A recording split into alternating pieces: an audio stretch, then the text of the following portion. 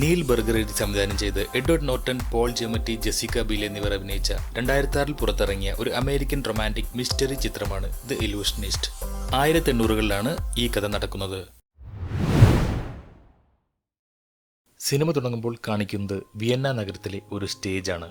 അവിടെ പ്രശസ്ത മജീഷ്യൻ ഐസൻഹെയിം ഒരു മാജിക് കാണിക്കാനുള്ള ശ്രമത്തിലാണ്.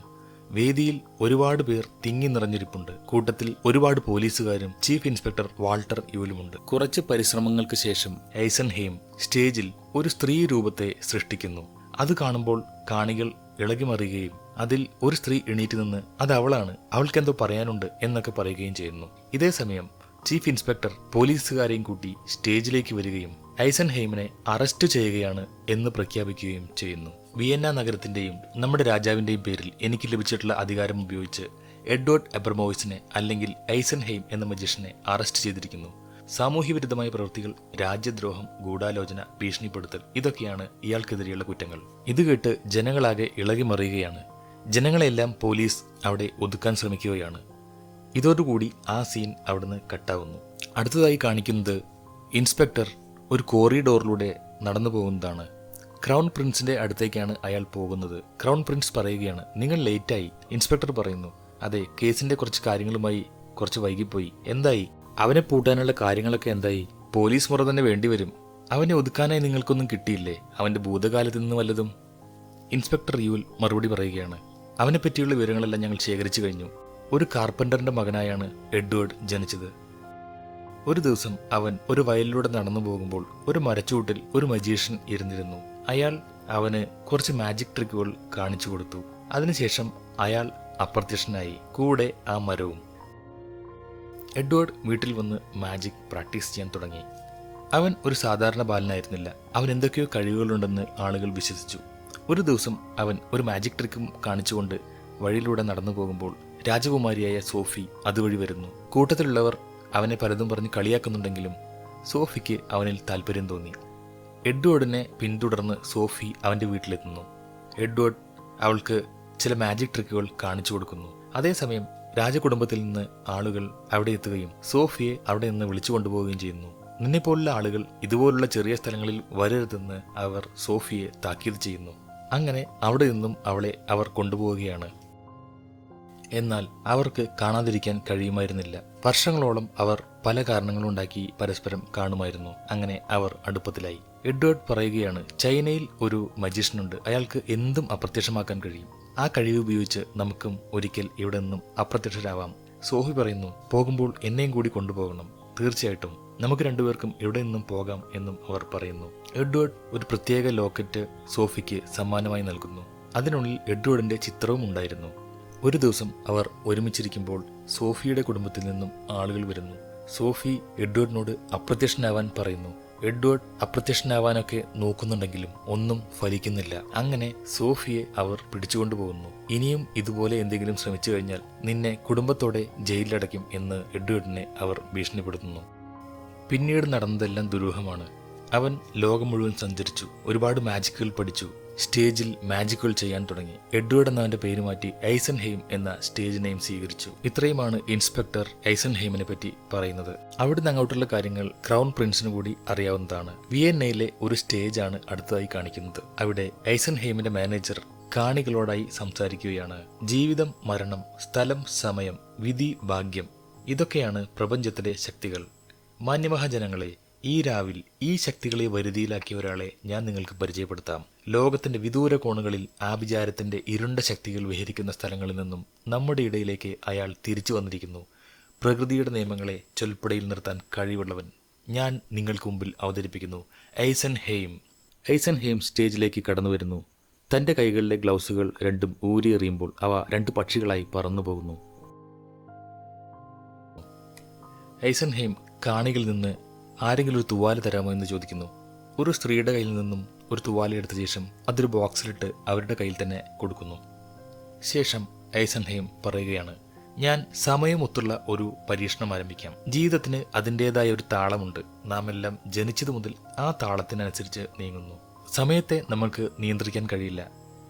വിരസമായ ഒരു ദിവസം ഒന്ന് പെട്ടെന്ന് കഴിഞ്ഞിരുന്നെങ്കിൽ എന്ന് നമ്മൾ ആഗ്രഹിക്കാറില്ലേ? അതുപോലെ തന്നെ സന്തോഷകരമായ ഒരു ദിവസം കുറച്ചുകൂടി സമയം നീട്ടി കിട്ടിയിരുന്നെങ്കിൽ എന്നും നമ്മൾ ആഗ്രഹിക്കാറുണ്ട് അല്ലേ? ഐസൻഹെയിം ഒരു ഓറഞ്ചിന്റെ വിത്തുകളെടുത്ത് ഒരു പോട്ടിൽ ഇടുന്നു. അതിനുശേഷം നിമിഷ നേരം കൊണ്ട് അത് കൈകൊണ്ട് ഒരു പ്രത്യേക രീതിയിലുള്ള ആംഗ്യം കാണിക്കുമ്പോൾ ആ ചെടി പതുക്കെ വളർന്നു വരുന്നു. അതിനുശേഷം ആ ചെടിയിൽ ഓറഞ്ചുകൾ ഉണ്ടാകുന്നു. കാണികളെല്ലാം ഇത് കണ്ട് അത്ഭുതപ്പെടുന്നുണ്ട്. ഐസൻഹെയിം ആ ചെടികളിൽ നിന്ന് 2 ഓറഞ്ച് പൊട്ടിച്ച് കാണികൾക്ക് എറിഞ്ഞു കൊടുക്കുന്നു. യഥാർത്ഥ പഴങ്ങളാണോ എന്ന് നോക്കാൻ. അത് യഥാർത്ഥ പഴങ്ങൾ തന്നെയായിരുന്നു. അതിനുശേഷം നേരത്തെ തുവാല കൊടുത്ത സ്ത്രീയോട് ബോക്സ് തുറന്ന് തുവാല നോക്കാൻ പറയുമ്പോൾ അതിൽ തുവാലയില്ലായിരുന്നു. അതേസമയം സ്റ്റേജിലേക്ക് നോക്കുമ്പോൾ 2 ചിത്രശലഭങ്ങൾ ആ തുവാലയുമായി പറന്നു പോകുന്നത് കാണികൾ കാണുന്നു. ജനങ്ങൾ ഒന്നടങ്കം എഴുന്നേറ്റ് കൈയടിക്കുന്നു. ആ കൂട്ടത്തിൽ ചീഫ് ഇൻസ്പെക്ടർ വാൾട്ടർ യൂലും ഉണ്ടായിരുന്നു. അയാൾക്കും ഐസൻഹെയിമിന്റെ മാജിക് വളരെ ഇഷ്ടപ്പെട്ടിരുന്നു. ഷോ കഴിഞ്ഞ് പുറത്തിറങ്ങുമ്പോൾ എഡ്വേർഡിനടുത്തേക്ക് കുറച്ച് കുട്ടികൾ വരുന്നു. തങ്ങൾ പാവങ്ങളാണെന്നും എന്തെങ്കിലും തരണമെന്നും അവർ പറയുന്നു. നിങ്ങൾ പാവങ്ങളാണോ? നിങ്ങൾക്കുള്ളത് നിങ്ങളുടെ കയ്യിൽ തന്നെ ഉണ്ടല്ലോ എന്നൊക്കെ പറഞ്ഞ് എഡ്വേർഡ് ഒരു തുവാലി എടുത്ത് അതിൽ നിന്ന് കുറച്ച് നാണയങ്ങളൊക്കെ എടുത്ത് കുട്ടികൾക്ക് കൊടുക്കുന്നു. അതിനുശേഷം എഡ്വേർഡ് പോകുന്നത് ഒരു റെസ്റ്റോറൻറ്റിലേക്കാണ്. അവിടെ എഡ്വേർഡിന്റെ മാനേജർ ഒരു പത്രം വായിച്ചുകൊണ്ടിരിക്കുകയാണ്. ഐസൻഹെയിമിന്റെ മാജിക് വിദ്യകളെ പറ്റിയും കഴിവിനെ പറ്റിയൊക്കെ വളരെ പുകഴ്ത്തിയ പത്രത്തിൽ ഇറങ്ങിയിട്ടുണ്ട്. ഇനിയുള്ള ഷോകളിൽ കൂടുതൽ ആളുകൾ നിറയുമെന്ന് മാനേജർ പറയുന്നു. ഇൻസ്പെക്ടർക്ക് ആ മാജിക്കുകളെല്ലാം വളരെ ഇഷ്ടപ്പെട്ടിരുന്നു. അയാൾ തൻ്റെ അസിസ്റ്റന്റിനോടും അത് ചർച്ച ചെയ്യുന്നുണ്ട്. എന്നാൽ എങ്ങനെയായിരിക്കും അയാൾ ഇതൊക്കെ ചെയ്യുന്നുണ്ടാവുക? ആ ഓറഞ്ച് ട്രീ, അതുപോലെ തന്നെ ചിത്രശലഭങ്ങൾ വരുന്നത്, അതെല്ലാം എങ്ങനെയാണ് അയാൾ ചെയ്യുന്നുണ്ടായിരിക്കുക? ഏതായാലും അടുത്ത ദിവസം ക്രൗൺ പ്രിൻസും മാജിക് ഷോ കാണാൻ വരുന്നുണ്ട്. അതിനോടനുബന്ധിച്ച് ഇൻസ്പെക്ടർ പരിശോധനയ്ക്കായി എഡ്വേർഡിന്റെ തിയേറ്ററിൽ വരുന്നു. ഇൻസ്പെക്ടർ കൗതുകത്തോടെ അവിടെയെല്ലാം പരിശോധിക്കുകയാണ്. അതിനിടെ അവിടെ ഓറഞ്ച് ചെടിയുടെ മാജിക് കാണിച്ച ആ ചട്ടിയെല്ലാം അയാൾ കാണുന്നുണ്ട്. അയാൾ അതെല്ലാം പരിശോധിക്കുന്നതിനിടയിൽ എഡ്വേർഡും മാനേജരും അങ്ങോട്ടേക്ക് വരുന്നു. അവിടെ നിന്ന് ആളെ കൊല്ലാനുള്ള ഒന്നും ഇല്ലെന്ന് എഡ്വേർഡ് പറയുന്നു. ഇൻസ്പെക്ടർ പറയുന്നു, തനിക്കും ഈ മാജിക്കുകളൊക്കെ ഇഷ്ടമാണ്. ആ ഓറഞ്ച് ട്രീയുടെ ട്രിക്കൊക്കെ ഒന്ന് പറഞ്ഞു തരികയാണെങ്കിൽ തനിക്കും ഇതൊക്കെ പഠിക്കാമായിരുന്നു എന്നൊക്കെ ഇൻസ്പെക്ടർ പറയുന്നു. പക്ഷേ എഡ്വേർഡ് മറ്റൊരു മാജിക് ഇൻസ്പെക്ടർക്ക് പറഞ്ഞു കൊടുക്കാം എന്ന് സമ്മതിക്കുന്നു. അതിനുശേഷം ഒരു ബോൾ എടുത്ത് ഇൻസ്പെക്ടറുടെ കയ്യിൽ കൊടുക്കുന്നു. എഡ്വേർഡ് തിരിഞ്ഞു നിന്നതിന് ശേഷം ഇൻസ്പെക്ടറോട് കൈ നെറ്റിയിൽ ചേർത്ത് പിടിക്കാൻ പറയുന്നു. ശേഷം കൈ താഴ്ത്താൻ പറഞ്ഞ എഡ്വേർഡ് തിരിഞ്ഞു നിന്ന് ബോൾ ഇരിക്കുന്ന കൈ കൃത്യമായി പറയുന്നു. ഇതെങ്ങനെയാണ് കണ്ടുപിടിച്ചതെന്ന് ഇൻസ്പെക്ടർ ചോദിക്കുമ്പോൾ എഡ്വേർഡ് പറയുന്നു, നിങ്ങൾ കൈ ഉയർത്തി നെറ്റിയിൽ വെക്കുന്ന സമയത്ത് അവിടേക്കുള്ള രക്തയോട്ടം കുറഞ്ഞിരിക്കും, ആ കൈ വിളറിയിരിക്കും, അങ്ങനെയാണിത് കണ്ടെത്തിയത് എന്ന് പറയുന്നു. അത് കേട്ട് ഇൻസ്പെക്ടർക്ക് സന്തോഷമാവുന്നു. എഡ്വേർഡിന്റെ മാജിക് ഷോ നടന്നുകൊണ്ടിരിക്കുന്നു. വേദിയിൽ യുവരാജാവ് ലിയോപോൾഡും ഉണ്ട്. എഡ്വേർഡ് പറയുകയാണ്, നമുക്ക് ആത്മാവിനെ കുറിച്ച് പറഞ്ഞുകൊണ്ട് ഈ വൈകുന്നേരം പിരിയാം. എല്ലാ മഹത്തായ മതങ്ങളും മരണശേഷമുള്ള ജീവിതത്തെക്കുറിച്ച് പറയുന്നു. അങ്ങനെയെങ്കിൽ മരണമെന്നാൽ എന്താണ്?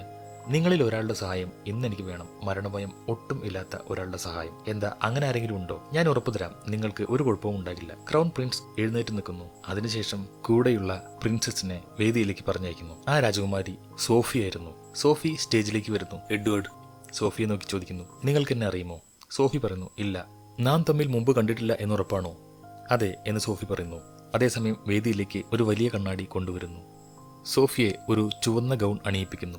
എഡ്വേർഡ് തന്റെ കണ്ണുകളിലേക്ക് സൂക്ഷിച്ചു നോക്കുവാൻ പറയുന്നു. അതിനുശേഷം എഡ്വേർഡ് സോഫിയെ കണ്ണാടിക്ക് മുന്നിലേക്ക് തിരിച്ചു നിർത്തുന്നു. സോഫിയോട് സ്വയം അഭിവാദ്യം ചെയ്യാൻ പറയുന്നു. അതിനുശേഷം കണ്ണാടിക്ക് മുന്നിൽ ഒന്ന് വട്ടത്തിൽ കറങ്ങി നിൽക്കാൻ പറയുന്നു. സോഫി അതുപോലെ ചെയ്യുന്നു. സോഫി ചെയ്യുന്നതെല്ലാം കണ്ണാടിയിൽ വ്യക്തമായി കാണുന്നുണ്ടായിരുന്നു. ശേഷം എഡ്വേർഡ് പറയുന്നു, തലകുനിച്ചു വണങ്ങൂ. സോഫി അതുപോലെ കണ്ണാടിയിലേക്ക് നോക്കി തലകുനിക്കുമ്പോൾ കണ്ണാടിയിലെ രൂപം കൈകെട്ടി നിൽക്കുന്നതാണ് കണ്ടത്. സോഫി ഒന്ന് ഞെട്ടുന്നുണ്ട്. അതേസമയം സോഫിക്ക് പിറകിലായി ചുവന്ന ഗൗണിട്ട മറ്റൊരു രൂപം ഒരു വാളുമായി വരുന്നത് സോഫി കാണുന്നു. പുറകിലേക്ക് നോക്കുമ്പോൾ ആരെയും കാണുന്നില്ല. ആ രൂപം പുറകിൽ നിന്ന് സോഫിയെ വാളെടുത്ത് വെട്ടുന്നു. കണ്ണാടിയിലെ രൂപം അവിടെ വീഴുന്നു. ആ വീണ രൂപത്തിൽ നിന്നും ഒരു ജ്വലിക്കുന്ന ഓറ എഡ്വേർഡ് കൊണ്ടുവന്ന് സോഫിയുടെ അടുത്തെത്തുമ്പോൾ സോഫി വീഴുന്നുണ്ടെങ്കിലും എഡ്വേർഡ് പിടിക്കുന്നു. കാണികൾ കൈയടിക്കുന്നു. ഷോയ്ക്ക് ശേഷം ക്രൗൺ പ്രിൻസും സോഫിയും എഡ്വേർഡുമായി സംസാരിക്കുന്നു. ക്രൗൺ പ്രിൻസ് എഡ്വേർഡിനെ അഭിനന്ദിക്കുന്നുണ്ടെങ്കിലും അയാളുടെ സംസാരം അത്ര ശരിയായിരുന്നില്ല. അയാൾ ആ മാജിക്കുകളുടെ രഹസ്യങ്ങളെ പറ്റിയെല്ലാം അയാൾക്കറിയുന്നത് പോലെ പറയാൻ ശ്രമിക്കുന്നുണ്ടായിരുന്നു. അയാൾ ചോദിക്കുകയാണ്, നിങ്ങൾക്ക് എന്തൊക്കെയോ അതീന്ദ്രിയ ശക്തികൾ ഉണ്ടെന്നൊക്കെയാണ് ഇവരൊക്കെ പറയുന്നത്, എന്താ ശരിയാണോ? എഡ്വേർഡ് മറുപടി പറയുന്നു, എനിക്കെന്തായാലും അങ്ങനെ ഒരു അവകാശവാദമില്ല. പ്രിൻസ് എഡ്വേർഡിനെ തന്റെ കൊട്ടാരത്തിലേക്ക് ക്ഷണിക്കുന്നു. താൻ അവിടെ മിടുക്കന്മാരായ ഒരുപാട് പേരെ കൊണ്ടുവരുമെന്ന് പ്രിൻസ് പറയുന്നു. അപ്പോൾ നമുക്ക് നല്ലൊരു ഷോ കാണാമല്ലോ എന്നും പ്രിൻസ് പറയുന്നു. എഡ്വേർഡ് പറയുന്നു, താൻ കൂടുതൽ കരുതിയിരിക്കുമെന്നും ചിലപ്പോൾ നിങ്ങളെ തന്നെ അപ്രത്യക്ഷമാക്കിയേക്കുമെന്നും സോഫിയുടെ മുഖത്ത് നോക്കി പറയുന്നു. അത് കേട്ടപ്പോൾ സോഫിയുടെ മുഖം മാറുന്നു. അവൾക്ക് എന്തോ മനസ്സിലായ പോലെ. അവൾ അവിടെ നിന്ന് പോകുമ്പോഴും അവനെ തിരിഞ്ഞു നോക്കിക്കൊണ്ടാണ് പോകുന്നത്. എഡ്വേർഡിന്റെ മാനേജർ നല്ല സന്തോഷത്തിലാണ്. രാജകുമാരൻ സോഫിയെ സ്റ്റേജിലേക്ക് അയച്ചതും തങ്ങളുടെ പണപ്പെട്ടിയിൽ ഒരുപാട് പണക്കെട്ടുകൾ വന്ന് വീഴുന്ന ശബ്ദം അയാൾ കേട്ടു എന്നൊക്കെ പറയുന്നു. അത് അവൾക്കത്ര ഇഷ്ടപ്പെട്ട മട്ടില്ലെന്നൊക്കെ എഡ്വേർഡ് പറയുന്നു. അവളെ രാജകുമാരൻ വിവാഹം കഴിക്കും എന്നൊരു ശ്രുതിയൊക്കെ ഉണ്ട്. അവളെന്തായാലും വരുന്നത് വരട്ടെ എന്ന് വെച്ചായിരിക്കും ഇവന്റെ കൂടെ നടക്കുന്നത്. ദേഷ്യം വന്നാൽ രാജകുമാരൻ സ്ത്രീകളെയൊക്കെ ചവിട്ടി അലക്കുമെന്നാണ് കേൾക്കുന്നത്. ഒരു ദിവസം അവന്റെ പീഡനത്തിൽ പരിക്ക് പറ്റിയ ഒരു സ്ത്രീയെ ബാൽക്കണിയിൽ നിന്ന് താഴെയിട്ട് കൊന്നു എന്നൊക്കെ കേൾക്കുന്നു. എഡ്വേർഡിന് ഒരു സന്ദേശം വരുന്നു. അതിനെ തുടർന്ന് അയാൾ ഒരു കുതിരവണ്ടിയിൽ കയറിപ്പോകുന്നു. വഴിയിൽ മറ്റൊരു കുതിരവണ്ടിയിൽ നിന്നും സോഫിയും കൂടെ കയറുന്നു. അവർ പരസ്പരം മനസ്സിലാക്കിയിരിക്കുകയാണ്. കുറച്ച് സംസാരിച്ചതിന് ശേഷം ഹോഫ്ബർഗിൽ കാണാമെന്ന് പറഞ്ഞ് അവർ പിരിയുന്നു. ഇതേസമയം ഇവരുടെ കൂടിക്കാഴ്ചയെപ്പറ്റി ഇൻസ്പെക്ടർക്ക് വിവരം കിട്ടുന്നു. ഇൻസ്പെക്ടർ എഡ്വേർഡിനെ വിളിപ്പിക്കുന്നു. അയാൾ ചോദിക്കുന്നു, എന്താണ് നിങ്ങൾ തമ്മിലുള്ള റിലേഷൻഷിപ്പ്? തങ്ങൾ കുട്ടിക്കാലത്ത് കൂട്ടുകാരായിരുന്നു എന്ന് എഡ്വേർഡ് അറിയിക്കുന്നു. തന്നെപ്പറ്റി വല്ല പരാതിയും കിട്ടിയിട്ടുണ്ടോ എന്നും രാജാവ് ഇതുപോലുള്ള കാര്യങ്ങളൊക്കെ താങ്കളെയാണല്ലേ ഏൽപ്പിക്കുന്നത് എന്നും എഡ്വേർഡ് ചോദിക്കുന്നു. പരാതിയൊന്നും കിട്ടിയിട്ടില്ല. പക്ഷേ എനിക്ക് യുവരാജാവിനെ അറിയാം. അവരോടൊന്നും നമുക്ക് കളിച്ചു നിൽക്കാൻ പറ്റില്ല. അതുകൊണ്ട് ഇത്തരം കളികളൊന്നും വേണ്ട എന്ന് ഇൻസ്പെക്ടർ പറയുന്നു. അങ്ങനെ എഡ്വേർഡ് യുവരാജാവിന്റെ കൊട്ടാരത്തിൽ ഷോ അവതരിപ്പിക്കാൻ പോവുകയാണ്. രാജാവ് എഡ്വേർഡിനെ പരിചയപ്പെടുത്തുന്നത് ചെറുതായി കളിയാക്കുന്ന മട്ടിലൊക്കെയാണ്. ചിലരെങ്കിലും ഐസൻഹെയിമിന് അതീന്ദ്രിയ ശക്തികളുണ്ടെന്ന് വിശ്വസിക്കുന്നുണ്ടെന്നും എന്നാൽ എല്ലാ രഹസ്യങ്ങളും തുറക്കപ്പെടുക തന്നെ ചെയ്യുമെന്ന് രാജാവ് പറയുന്നു. എഡ്വേർഡ് മാജിക് ഷോ തുടങ്ങുകയാണ്. തന്റെ കൈ ബോർഡിൽ തൊടാതെ അവിടെ യുവരാജാവിന്റെ അച്ഛന്റെ ചിത്രം എഡ്വേർഡ് വരയ്ക്കുന്നു. എന്നാൽ യുവരാജാവ് അവിടെ വന്ന് ഇതിലൊന്നും വലിയ കാര്യമില്ലെന്നും എഡ്വേർഡിന്റെ കൈകൾ രണ്ടും പിടിച്ച് ഒളിപ്പിച്ചു വച്ച വല്ലതുമുണ്ടോ എന്നൊക്കെ കാണികൾക്ക് മുമ്പാകെ കാണിക്കാനൊക്കെ ശ്രമിക്കുന്നുണ്ട്. ഞങ്ങളെയൊക്കെ ഒന്ന് ശരിക്കും അത്ഭുതപ്പെടുത്താമോ എന്ന് യുവരാജാവ് ചോദിക്കുന്നു. എഡ്വേർഡ് യുവരാജാവിന്റെ കയ്യിൽ നിന്ന് അയാളുടെ വാൾ വാങ്ങുന്നു. നിറയെ രത്നങ്ങൾ പതിച്ച ഒരു വാളായിരുന്നു അത്. അതിനുശേഷം എഡ്വേർഡ് ഒരു കഥ പറയുന്നു. എക്സ്കാലിബറിന്റെ കഥ. എക്സ്കാലിബറിന്റെ വാൾ ഒരു കല്ലിൽ കുത്തിവെച്ചിരുന്നു. അത് ആർക്കും എടുക്കാൻ സാധിക്കുമായിരുന്നില്ല, ഒരാൾക്കൊഴികെ. ആർദറാണ് അതിൽ വിജയിച്ചത്. അത് അയാളുടെ രാജാധികാരം തെളിയിച്ചു. സ്റ്റേജിൽ എഡ്വേർഡ് യുവരാജാവിന്റെ വാള് കുത്തിനെ നിർത്തിയിരിക്കുന്നു. അത് ആർക്കാണ് ഇനി എടുക്കാൻ കഴിയുക എന്ന് എഡ്വേർഡ് ചോദിക്കുന്നു. സദസ്സിൽ നിന്ന് പലരും വന്ന് അത് എടുക്കാൻ ശ്രമിക്കുന്നുണ്ടെങ്കിലും ആർക്കും കഴിയുന്നില്ല. അവസാനം യുവരാജാവ് വന്ന് അവിടെ നിന്ന് ആ വാളെടുത്ത് ഉയർത്താൻ ശ്രമിക്കുന്നു.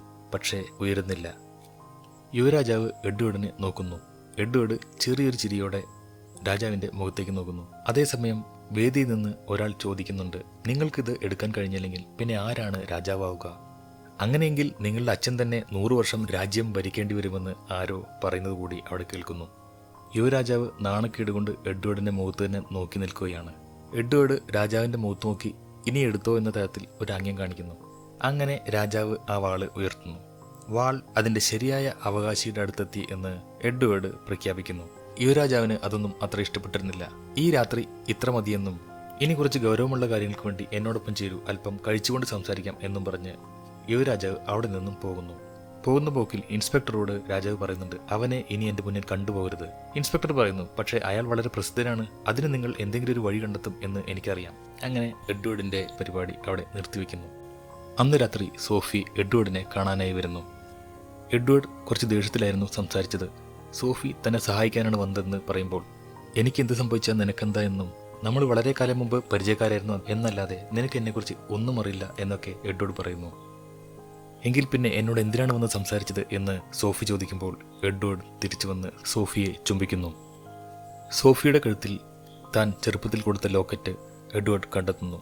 തന്നെ ഇപ്പോഴും സോഫി സ്നേഹിക്കുന്നുണ്ടെന്ന് എഡ്വേർഡ് മനസ്സിലാക്കുന്നു. അവർ അന്നവിടെ കഴിയുകയാണ്. അവർ പരസ്പരം അവരവരുടെ കഥകളെല്ലാം പറയുന്നു. രാജകുമാരൻ സോഫിയെ വിവാഹം ചെയ്യാൻ പോവുകയാണെന്നും അത് പരസ്യപ്പെടുത്താനായി ബുഡാപെസ്റ്റിലുള്ള കൊട്ടാരത്തിലേക്ക് ചെല്ലാൻ പറഞ്ഞിരിക്കുകയാണെന്നും അവിടെ വെച്ച് തങ്ങളുടെ വിവാഹ നിശ്ചയം പരസ്യപ്പെടുത്തണം. ആ ബഹളത്തിൽ അച്ഛൻ രാജാവിനെ അട്ടിമറിച്ച് രാജാധികാരം കൈക്കലാക്കണം. അതാണ് അയാളുടെ പ്ലാൻ. അട്ടിമറിക്ക് ഹംഗറിക്കാരുടെ സഹായം ആവശ്യമാണ്. അതിനായി തന്റെ കുടുംബത്തിന്റെ സപ്പോർട്ട് കിട്ടാനാണ് തന്നെ വിവാഹം ചെയ്യുന്നതെന്നും സോഫി പറയുന്നു. നമുക്ക് എവിടെയെങ്കിലും പോയി ജീവിച്ചാലോ എന്ന് എഡ്വേർഡ് ചോദിക്കുമ്പോൾ, നമ്മൾ ജീവനോടെ ഇരിക്കുന്ന അത്രയും കാലം അയാൾ നമ്മളെ വേട്ടയാടി കണ്ടെത്തി കൊല്ലുമെന്ന് സോഫി പറയുന്നു. എഡ്വേർഡ് ചോദിക്കുന്നു, നോക്കൂ, നീ ഉറപ്പായും എന്നോടൊപ്പം ജീവിക്കാൻ ആഗ്രഹിക്കുന്നുണ്ടോ? സോഫി പറയുന്നു, എനിക്ക് ആകെ ഉറപ്പുള്ളത് അത് മാത്രമാണ്. എഡ്വേർഡ് അടുത്ത ദിവസം ചെല്ലുമ്പോൾ തൻ്റെ ഷോയുടെ പോസ്റ്ററെല്ലാം കീറിയിട്ടിരിക്കുന്നത് കാണുന്നു. വിയന്നയിൽ ഇനി എഡ്വേർഡിന് പരിപാടി അവതരിപ്പിക്കാൻ പറ്റില്ല. എഡ്വേർഡിൻ്റെ മാനേജർ കുറച്ച് രോക്ഷത്തിലാണ്. ഒരുപാട് പൈസ ഉണ്ടാക്കാമായിരുന്ന ഷോകളാണ് എഡ്വേർഡ് ആവശ്യമില്ലാത്ത മാജിക്കുകളെല്ലാം ചെയ്ത് നഷ്ടപ്പെടുത്തിയിരിക്കുന്നത്. അതിൻ്റെ ദേഷ്യമാണ് അയാൾ കാണിക്കുന്നത്.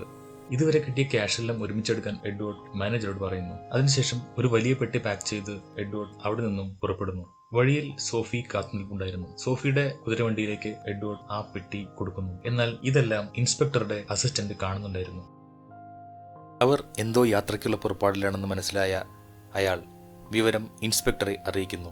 ഇൻസ്പെക്ടർ എഡ്വേർഡിനെ പിന്തുടർന്ന് റെയിൽവേ സ്റ്റേഷനിലെത്തുന്നു. അവിടെ എഡ്വേർഡ് ഒരു വയസ്സായ ആളുമൊത്ത് സംസാരിച്ചു പോകുന്നത് കാണുന്നു. അവർ സംസാരിക്കുന്നത് ഇൻസ്പെക്ടർ മറഞ്ഞു നിന്ന് കേൾക്കുന്നു. അവർ പറയുകയാണ്, സംഗതി കഴിഞ്ഞാൽ നിങ്ങൾ അവളുടെ കൂടെ പോയേക്കണം, ഞാൻ പിന്നാലെ വന്നേക്കാം. ഇതിന്റെ പ്രത്യാഘാതങ്ങളെല്ലാം അവൾക്കറിയാമോ? എല്ലാം അറിയാം. പിന്നെ അധികം സമയമില്ല. ഇൻസ്പെക്ടർ യുവരാജാവിന്റെ അടുത്തേക്ക് പോകുന്നു. അയാൾ എഡ്വേർഡും സോഫിയും തമ്മിലുള്ള കൂടിക്കാഴ്ചയെപ്പറ്റി രാജാവിനോട് പറയുന്നു. അവർ തമ്മിൽ കണ്ടെന്നും ഒരുമിച്ച് യാത്ര ചെയ്യുന്നുണ്ടെന്നും ഒക്കെ ഇൻസ്പെക്ടർ രാജാവിനോട് പറയുന്നു. അവർ രണ്ടുപേരും തമ്മിൽ എന്തോ പദ്ധതിയുള്ളതായി ഞാൻ സംശയിക്കുന്നു. അവർ നാടുവിടാൻ സാധ്യതയുള്ളതായി എനിക്ക് തോന്നുന്നു എന്നും ഇൻസ്പെക്ടർ പറയുന്നു. കൂടുതൽ വിവരങ്ങൾ കിട്ടിയാൽ എന്നെ അറിയിക്കണമെന്ന് യുവരാജാവ് പറയുന്നു. അന്ന് വൈകുന്നേരം രാജാവ് സോഫിയോട് സംസാരിക്കുന്നു. അയാൾ വളരെ ദേഷ്യത്തിലാണ്. എഡ്വേർഡുമായുള്ള ബന്ധത്തെപ്പറ്റി പറഞ്ഞ് യുവരാജാവ് സോഫിയോട് പരുഷമായി സംസാരിക്കുന്നു. സോഫിയും തിരിച്ച് അതേ രൂപത്തിൽ തന്നെ രാജാവിനോട് സംസാരിക്കുന്നു. ഞാൻ നിങ്ങളോടൊപ്പം ബുഡാപെസ്റ്റിലേക്ക് വരുന്നില്ല. നിങ്ങളുടെ പദ്ധതികളുടെ ഭാഗമാകാനും എനിക്ക് താല്പര്യമില്ല. നിങ്ങളെ വിവാഹം കഴിക്കാനും എനിക്ക് ആഗ്രഹമില്ല. നീ മര്യാദയ്ക്ക് നിന്നുവെന്നും എൻ്റെ കൂടെ നിർബന്ധമായി നീ വരാൻ തയ്യാറായിക്കോ എന്നും പറഞ്ഞ് യുവരാജാവ് സോഫിയുടെ മുഖത്തടിക്കുന്നു. ദേഷ്യം വന്ന സോഫി അവിടെ നിന്നും പുറത്തു പോകുന്നു. യുവരാജാവും ദേഷ്യത്തോടെ പിന്നാലെ തന്നെ പോകുന്നു. അവർ രണ്ടുപേരും പുറത്തു പോകുന്നത് യുവരാജാവിന്റെ സഹായി കാണുന്നുണ്ടായിരുന്നു. കുറച്ചു കഴിഞ്ഞപ്പോൾ വാളൂരുന്ന ശബ്ദവും സോഫിയുടെ നിലവിളിയും കേൾക്കുന്നുണ്ടായിരുന്നു. അതെല്ലാം രാജാവിന്റെ സഹായിയും കേൾക്കുന്നുണ്ടായിരുന്നു. ഓടിക്കൊണ്ടിരിക്കുന്ന കുതിരപ്പുറത്ത് മറിഞ്ഞു വീണ് കിടക്കുന്ന സോഫിയെ അയാൾ കാണുന്നു. കുതിര മുന്നോട്ട് പോയിക്കൊണ്ടിരിക്കുകയാണ്.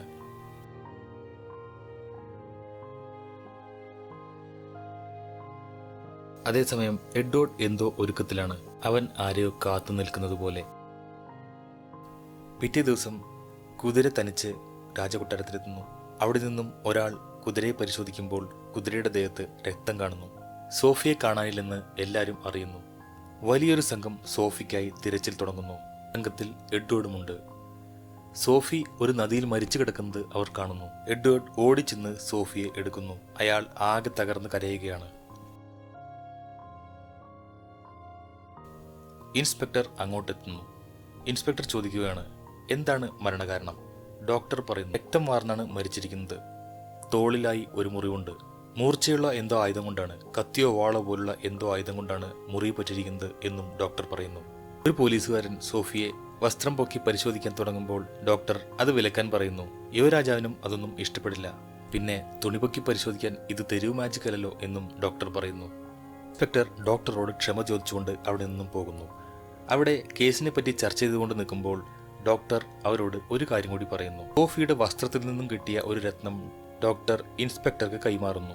അങ്ങനെ സോഫിയുടെ ശരീരം അവിടെ നിന്നും കൊണ്ടുപോകുന്നു. എഡ്വേർഡ് ഇതെല്ലാം വിഷമത്തോടെ നോക്കി നിൽക്കുന്നുണ്ടായിരുന്നു. അതിനുശേഷം എഡ്വേർഡ് ഇൻസ്പെക്ടറുടെ അടുത്തേക്ക് വരുന്നു. യുവരാജാവാണ് ഇതിന് കാരണക്കാരൻ.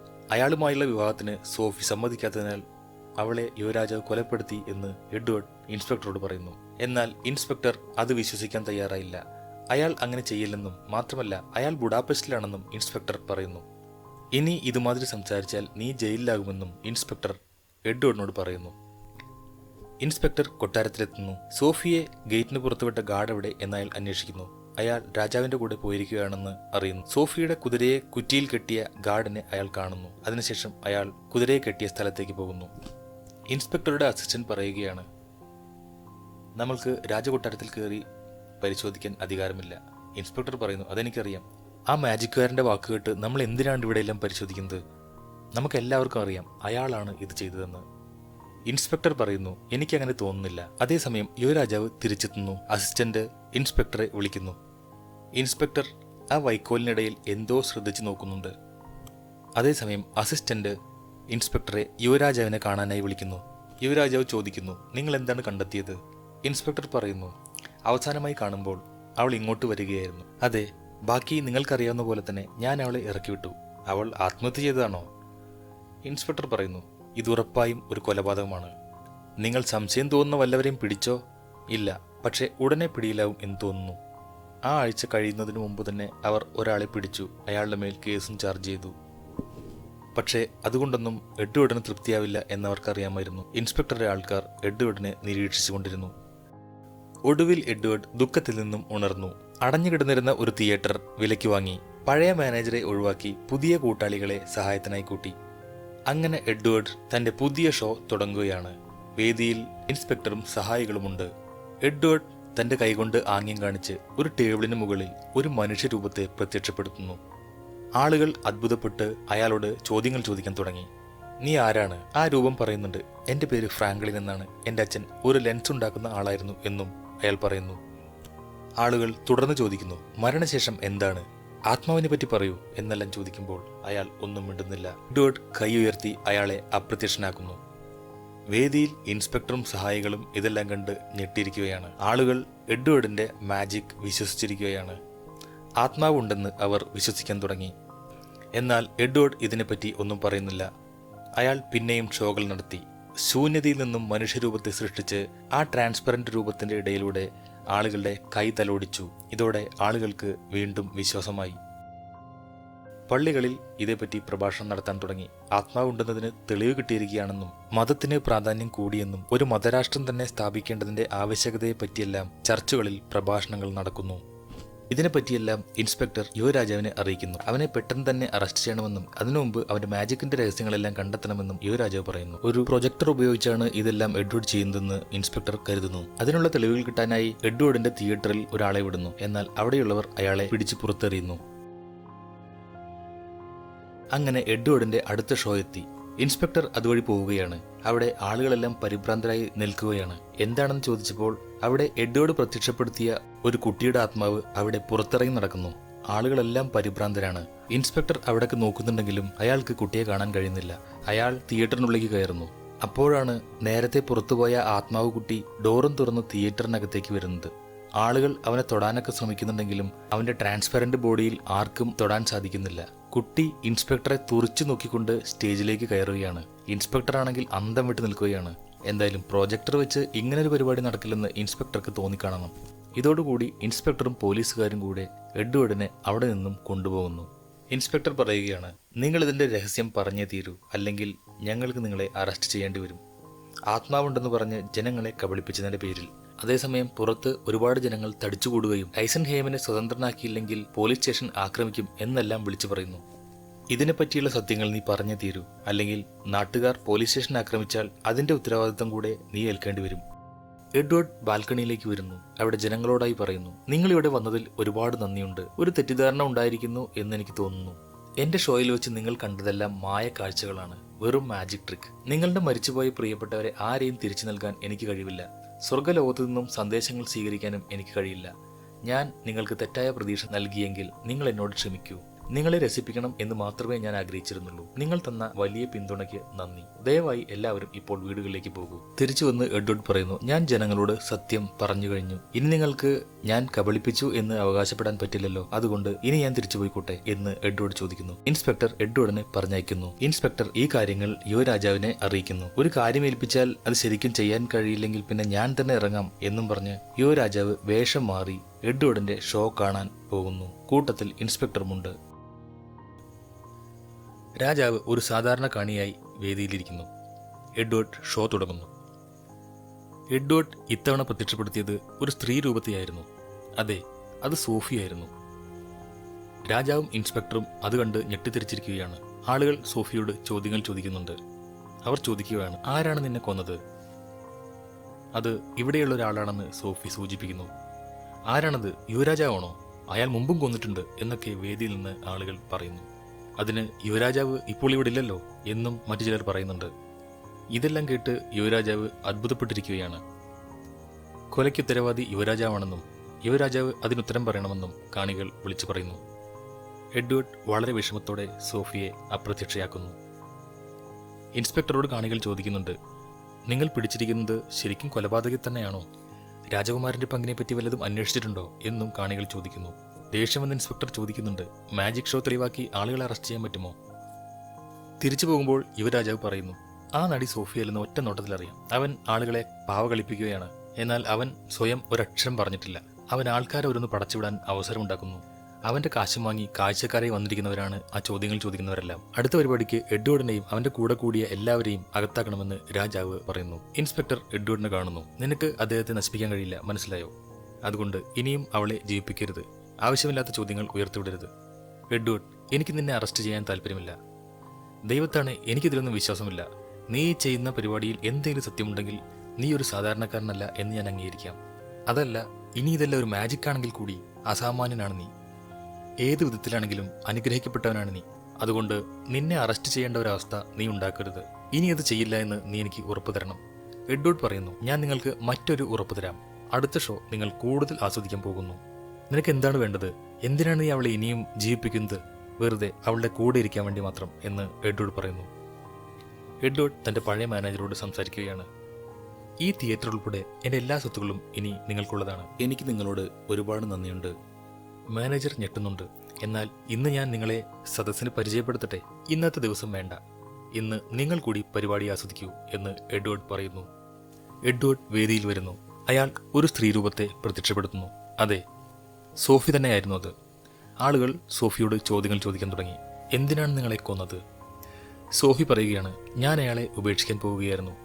കാണികൾ ചോദിക്കുന്നു, ആരെ? യുവരാജാവിനെയോ? അല്ലാതെ ആരെ? ഞാൻ അവിടുന്ന് ഓടി രക്ഷപ്പെടാൻ ശ്രമിക്കുകയായിരുന്നു. മരിക്കുമ്പോൾ മാലയുടെ ലോക്കറ്റ് എൻ്റെ കഴുത്തിലുണ്ടായിരുന്നു. പക്ഷേ ഇപ്പോൾ അത് നഷ്ടപ്പെട്ടു. കാണികൾ ചോദിക്കുന്നു, ആരാണ് നിങ്ങളെ കൊന്നത്? യുവരാജാവാണോ? നമ്മൾ എന്തെങ്കിലും ചെയ്തേ പറ്റൂ. ആ സ്ത്രീയെ രക്ഷിക്കണം എന്നെല്ലാം കാണികളുടെ ഇടയിൽ നിന്നും ആളുകൾ പറയുന്നു. അതേസമയം ഇൻസ്പെക്ടറും പോലീസുകാരും സ്റ്റേജിലേക്ക് കയറുകയാണ്. അതിനുശേഷം ഇൻസ്പെക്ടർ എഡ്വേർഡിനെ അറസ്റ്റ് ചെയ്യുന്നതായി പ്രഖ്യാപിക്കുന്നു. സാമൂഹ്യവിരുദ്ധമായ പ്രവൃത്തികൾ, രാജ്യദ്രോഹം, ഗൂഢാലോചന, ഭീഷണിപ്പെടുത്തൽ, ഇതൊക്കെയാണ് ഇയാൾക്കെതിരെയുള്ള കുറ്റങ്ങൾ. ഇതേസമയം സോഫി അപ്രത്യക്ഷയാകുന്നു. ഇൻസ്പെക്ടർ എഡ്വേർഡിനെ അറസ്റ്റ് ചെയ്യാനായി കസേരയിൽ നിന്നും എണീപ്പിക്കാൻ നോക്കാനായി എഡ്വേർഡിന്റെ ദേഹത്ത് കൈവച്ചപ്പോഴാണ് അയാൾ ഞെട്ടിയത്. എഡ്വേർഡും അയാളുടെ ശരീരവും ഒരു ട്രാൻസ്പെറന്റ് ബോഡിയായിരുന്നു. ഇൻസ്പെക്ടർക്ക് എഡ്വേർഡിനെ തൊടാൻ കഴിയുന്നില്ല. കൂടെയുള്ള പോലീസുകാരൻ വാളെടുത്ത് എഡ്വേർഡിന്റെ ശരീരത്തിലേക്ക് വെക്കുന്നുണ്ടെങ്കിലും ആ വാൾ എഡ്വേർഡിന്റെ ശരീരത്തിലൂടെ കടന്നുപോകുന്നു. എല്ലാവരും ഞെട്ടുകയാണ്.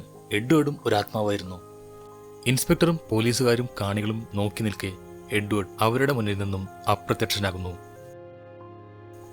എഡ്വേർഡിന്റെ പഴയ മാനേജറും ഈ മാജിക് ഷോ കണ്ട് ഞെട്ടിയിരിക്കുകയാണ്. ഇൻസ്പെക്ടർ പോലീസുകാരും എഡ്വേർഡിന്റെ കൂട്ടുകാരെ ചോദ്യം ചെയ്യുന്നുണ്ടെങ്കിലും പക്ഷെ അവർക്കും ഒന്നും അറിയില്ല. ഇൻസ്പെക്ടറും പോലീസുകാരും എഡ്വേർഡിന്റെ വീട്ടിലെത്തി അവിടെയെല്ലാം പരിശോധിക്കുകയാണ്. അപ്പോഴാണ് ഓറഞ്ച് ട്രീ എന്നെഴുതിയ ആ പുസ്തകം ഇൻസ്പെക്ടർ കാണുന്നത്. അയാൾക്ക് വളരെ താല്പര്യമുള്ള ഒരു ട്രിക്കായതിനാൽ അയാൾ ആ പുസ്തകം തുറന്നു നോക്കുന്നു. എന്നാൽ അതിൽ ചില ചിത്രങ്ങളും ഡിസൈനുകളുമാണ് അയാൾ കണ്ടത്. അത് സോഫിയുടെ ലോക്കറ്റിന്റെ ചിത്രമായിരുന്നു. ആ പുസ്തകം അടച്ചു വെച്ച് മറ്റുള്ള വസ്തുക്കൾ തിരയാൻ തുടങ്ങുമ്പോൾ എന്തോ ഒരു കാര്യം ഇൻസ്പെക്ടർക്ക് ഓർമ്മ വരുന്നു. അയാൾ കുതിരയെ കിട്ടിയ സ്ഥലത്ത് പരിശോധിക്കുമ്പോൾ എന്തോ ഒന്ന് കണ്ണിലുടക്കിയിരുന്നു. അതും ഈ ചിത്രവുമായി എന്തോ ഒരു സാമ്യം അയാൾക്ക് തോന്നുന്നു. അയാൾ കൊട്ടാരത്തിലേക്ക് ഓടുന്നു. അവിടെ ചെന്ന് കുതിരയെ കിട്ടിയ സ്ഥലത്തു നിന്നും സോഫിയുടെ ലോക്കറ്റ് കണ്ടെത്തുന്നു. അത് തുറന്നപ്പോൾ അതിൽ എഡ്വേർഡിന്റെ ചിത്രവും ഉണ്ടായിരുന്നു. ആ ചിത്രം വീണ സ്ഥലത്തു നിന്നും പച്ച നിറത്തിലുള്ള ഒരു രത്നം കൂടി ഇൻസ്പെക്ടർക്ക് കിട്ടുന്നു. യുവരാജാവിന്റെ വാൾ സഹായിയെ കൊണ്ടെടുപ്പിച്ച് ഇൻസ്പെക്ടർ ആ വാൾ പരിശോധിക്കുന്നു. തന്റെ കയ്യിലുള്ള പച്ച നിറത്തിലുള്ള രത്നം അതിൽ വെക്കുമ്പോൾ അതവിടെ കൃത്യമായി യോജിക്കുന്നു. അതിൽ നിന്നും ഒരു കാര്യം ഇൻസ്പെക്ടർക്ക് മനസ്സിലാവുന്നു. യുവരാജാവാണ് സോഫിയെ കൊന്നത്. ഈ തെളിവുകളെല്ലാം കിട്ടിയതിനു ശേഷമാണ് സിനിമയുടെ തുടക്കത്തിൽ ഇൻസ്പെക്ടർ രാജാവിനെ കാണാൻ വന്നിരിക്കുന്നത്. ആ വാൾ ഞാൻ എൻ്റെ ഡ്രൈവറെ കൊണ്ട് പോലീസ് ആസ്ഥാനത്തേക്ക് എടുപ്പിച്ചു. സോഫിയുടെ ശരീരത്തിൽ നിന്ന് കിട്ടിയ രത്നവുമായി ആ വാൾ യോജിക്കുന്നുണ്ടോ എന്നും അവർ പരിശോധിക്കും. ചേരുമെന്ന് എനിക്ക് ഉറപ്പാണ്. അതിനുശേഷം ഞാൻ ഇങ്ങോട്ട് പോന്നു. എന്താ താമസിച്ചത് എന്ന് നിങ്ങൾ ചോദിച്ചില്ലേ? ഇതാണ് കാരണം. ഓ, അപ്പോൾ നിങ്ങൾ കൊട്ടാരത്തിലെ ഒരു സാധനം മോഷ്ടിച്ചിരിക്കുന്നു അല്ലേ? രാജാവ് ചോദിക്കുന്നു. മോഷണം കൊലപാതകവുമായി തട്ടിച്ചോക്കുമ്പോൾ നിസ്സാരമാണ് എന്ന് ഇൻസ്പെക്ടർ പറയുന്നു. ഇൻസ്പെക്ടർക്ക് ഇവിടെ അധികാരമൊന്നുമില്ല എന്ന് രാജാവ് പറയുന്നു. പക്ഷേ ചക്രവർത്തിക്ക് അധികാരമുണ്ടല്ലോ എന്ന് ഇൻസ്പെക്ടർ പറയുന്നു. തന്റെ പിൻഗാമി ഒരു കൊലപാതകിയാവണമെന്ന് അദ്ദേഹം ആഗ്രഹിക്കില്ല അല്ലേ എന്നും ഇൻസ്പെക്ടർ ചോദിക്കുന്നു. ചക്രവർത്തി നിന്നെ ഒരിക്കലും വിശ്വസിക്കാൻ പോകുന്നില്ല എന്ന് രാജാവ് പറയുന്നു. ഇല്ലായിരിക്കാം, പക്ഷേ ഞാൻ വിശദമായൊരു കത്ത് ചക്രവർത്തിയുടെ അംഗരക്ഷക സൈന്യത്തിന് എഴുതിയിട്ടുണ്ട്. അതിൽ ചക്രവർത്തിയെ അട്ടിമറിക്കാനുള്ള നിങ്ങളുടെ പദ്ധതിയെപ്പറ്റിയും ഞാൻ എഴുതിയിട്ടുണ്ട്. അത് വിശ്വസിക്കാതിരിക്കില്ല എന്നും ഇൻസ്പെക്ടർ പറയുന്നു. യുവരാജാവിന് ദേഷ്യം വരുന്നു. അയാൾ പറയുകയാണ്, എടാ മണ്ട, നിന്നെ അവർ പറ്റിക്കുകയാണ്. ആ മാജിക് ഷോ നടന്ന ദിവസം വാൾ അവന്റെ കയ്യിലുണ്ടായിരുന്നു. അന്നേ അതിലെ രത്നങ്ങൾ അവൻ ഇളക്കിയെടുത്ത് കാണും. ഇന്ന് അവൻ എന്നെ കൊടുക്കാൻ അത് ഉപയോഗിക്കുന്നു. എല്ലാം അവന്റെ കൺകെട്ടുവിദ്യയാണ്. ഇൻസ്പെക്ടർ പറയുന്നു, ആ കൺകെട്ടുവിദ്യ ചിലപ്പോൾ സത്യമാണെങ്കിലോ? രാജാവിന് ദേഷ്യം ഇരച്ചു കയറുകയാണ്. അയാൾ പറയുന്നു, നീ നിന്റെ വണ്ടിക്കാരനോട് പറഞ്ഞ് ആ വാൾ ഇങ്ങോട്ട് കൊണ്ടുവരാൻ പറ, അല്ലെങ്കിൽ ഞാൻ നിന്നെ കൊല്ലും. അപ്പോൾ നിങ്ങളുടെ പേരിൽ ഒരു ഡച്ചസിനെയും ഒരു പോലീസ് ഇൻസ്പെക്ടറെയും കൊന്ന കുറ്റം ഉണ്ടാകും. അതേസമയം അകലെ നിന്നും കുതിരക്കൊളമ്പടി ശബ്ദം കേൾക്കുന്നു. ഇൻസ്പെക്ടർ പറയുന്നു, അത് മഹാരാജാവിന്റെ അംഗരക്ഷകരാണെന്ന് ഞാൻ കരുതുന്നു. അവർക്ക് എന്റെ എഴുത്ത് കിട്ടിക്കാണും. യുവരാജാവ് പറയുകയാണ്, എന്റെ അച്ഛൻ ഈ രാജ്യം ഭരിച്ചു മുടിപ്പിക്കുകയാണ്. ഞാൻ എന്നെ കൊണ്ട് കഴിയുന്നതെല്ലാം ചെയ്തു. പുറത്ത് പട്ടാളക്കാർ വാതിലിൽ മുട്ടുകയാണ്. അങ്ങനെ നിൽക്കക്കളിയില്ലാതെ രാജകുമാരൻ സ്വയം വെടിവെക്കുന്നു. പട്ടാളക്കാർ അകത്ത് കടക്കുന്നു. അങ്ങനെ യുവരാജാവിന്റെ മരണത്തോടെ ഇൻസ്പെക്ടറുടെ ജോലി പോകുന്നു. സോഫിയുടെ ലോക്കറ്റും പോക്കറ്റിലിട്ടുകൊണ്ട് അയാൾ കൊട്ടാരത്തിൽ നിന്നും പുറത്തേക്ക് നടക്കുകയാണ്. വഴിയിൽ ഒരു കുട്ടി ഒരു കവർ ഇൻസ്പെക്ടറെ ഏൽപ്പിക്കുന്നു. അതേസമയം പുറകിൽ ആരോ ഇൻസ്പെക്ടറെ തട്ടിപ്പോകുന്നുണ്ട്. ഇൻസ്പെക്ടർ ആ കവർ തുറന്നു നോക്കുമ്പോൾ അതിൽ ഓറഞ്ച് ട്രീ മാജിക് ട്രിക്ക് വിവരിച്ചിരിക്കുന്ന പുസ്തകമായിരുന്നു. ഇതാരാണ് തന്നത് എന്ന് ഇൻസ്പെക്ടർ ചോദിക്കുമ്പോൾ കുട്ടി ഉറക്കെ വിളിച്ചു പറയുന്നു, മിസ്റ്റർ ഐസൻഹെയിം. ഇൻസ്പെക്ടർ ലോക്കറ്റ് എടുക്കാനായി പോക്കറ്റിൽ കൈയിടുന്നു. പക്ഷേ അത് നഷ്ടപ്പെട്ടിരിക്കുന്നു. എഡ്വേർഡ് ആ പരിസരത്ത് എവിടെയോ ഉള്ളതായി അയാൾക്ക് തോന്നുന്നു. ഇൻസ്പെക്ടർ എഡ്വേർഡിനെ ചെറുതായൊന്ന് കാണുകയും എഡ്വേർഡിനെ പിന്തുടരുകയും ചെയ്യുന്നു. എഡ്വേർഡിനെ റെയിൽവേ സ്റ്റേഷൻ വരെ ഇൻസ്പെക്ടർ പിന്തുടരുന്നു. എഡ്വേർഡ് ട്രെയിനിൽ കയറി പോകുന്നു. ആ സ്റ്റേഷനിൽ വെച്ചാണ് ഇൻസ്പെക്ടർക്ക് എന്താണ് ഇതുവരെ സംഭവിച്ചത് എന്നതിനെപ്പറ്റി മനസ്സിലാക്കാൻ കഴിയുന്നത്. അന്ന് റെയിൽവേ സ്റ്റേഷനിൽ എഡ്വേർഡിന്റെ കൂടെ കണ്ട വയസ്സനാണ് സോഫി മരിച്ചപ്പോൾ ഡോക്ടറായി അവിടെ ഉണ്ടായിരുന്നത്. സോഫിയും എഡ്വേർഡും കൂടെ പ്ലാൻ ചെയ്ത ഒരു നാടകമായിരുന്നു സോഫിയുടെ മരണം. യുവരാജാവിന്റെ വാളിനെപ്പറ്റി എഡ്വേർഡ് മുൻപേ മനസ്സിലാക്കിയിരുന്നു. സോഫി രാജാവിനെ കണ്ട അവസാന ദിവസം അയാളുടെ മദ്യത്തിൽ ഉറങ്ങാനുള്ള മരുന്ന് കലർത്തിയിരുന്നു. അയാൾ വെളിയിലിറങ്ങി നടന്ന് കുഴഞ്ഞു വീഴുമ്പോഴാണ് സോഫി തന്റെ ലോക്കറ്റും രത്നവും അവിടെ ഊരിയിടുന്നത്. സോഫിയുടെ ദേഹത്ത് ഒരു മുറിവ് പോലുണ്ടാക്കിയതും മരിച്ച പോലെ അത്ര നേരം കിടത്തിയതും എഡ്വേർഡിന്റെ ബുദ്ധിയായിരുന്നു. ഡോക്ടറുടെ രൂപത്തിൽ വന്ന വയസ്സായ ആൾ സോഫിയെ അവിടെ നിന്നും മാറ്റി. എഡ്വേർഡ് ഒരു മരുന്ന് നൽകി സോഫിയെ ഉണർത്തി. യുവരാജാവിലേക്ക് അന്വേഷണം തിരിച്ചുവിടാനായി ഇൻസ്പെക്ടർക്ക് ലോക്കറ്റും രത്നവും എഡ്വേർഡ് ഇട്ടുകൊടുക്കുന്നു. ഇൻസ്പെക്ടറെ അതിലേക്ക് എത്തിക്കാനാണ് ഇൻസ്പെക്ടർക്ക് താല്പര്യമുള്ള ഓറഞ്ച് ട്രീയുടെ ബുക്കിൽ ലോക്കറ്റിന്റെ ഡിസൈനിന്റെ രൂപത്തിൽ ക്ലൂ കൊടുത്തത്. എഡ്വേർഡ് ജനങ്ങളോട് പറഞ്ഞത് ഇൻസ്പെക്ടർ ഓർക്കുന്നു, എവറിത്തിങ് ഈസ് എൻ ഇല്യൂഷൻ. സത്യത്തിൽ യുവരാജാവും ഇൻസ്പെക്ടറോട് പറഞ്ഞിരുന്നു, എല്ലാം എഡ്വേർഡിന്റെ പദ്ധതിയാണ്. താനും എഡ്വേർഡിന്റെ ആ വലിയ മാജിക്കിന്റെ ഭാഗമായിരുന്നു എന്ന് മനസ്സിലാക്കിയ ഇൻസ്പെക്ടർ എഡ്വേർഡിന്റെ അപാരമായ കഴിവോർത്ത് അവിടെ നിന്ന് ചിരിക്കുന്നു. അതേസമയം ദൂരെ ഏതോ ഒരിടത്ത് എഡ്വേർഡും സോഫിയും ഒന്നിക്കുകയാണ്. കുട്ടിക്കാലത്ത് അവർ ആഗ്രഹിച്ചതുപോലെ. എഡ്വേർഡ് സോഫിക്ക് ലോക്കറ്റ് കൈമാറുമ്പോൾ സിനിമ അവിടെ അവസാനിക്കുകയാണ്.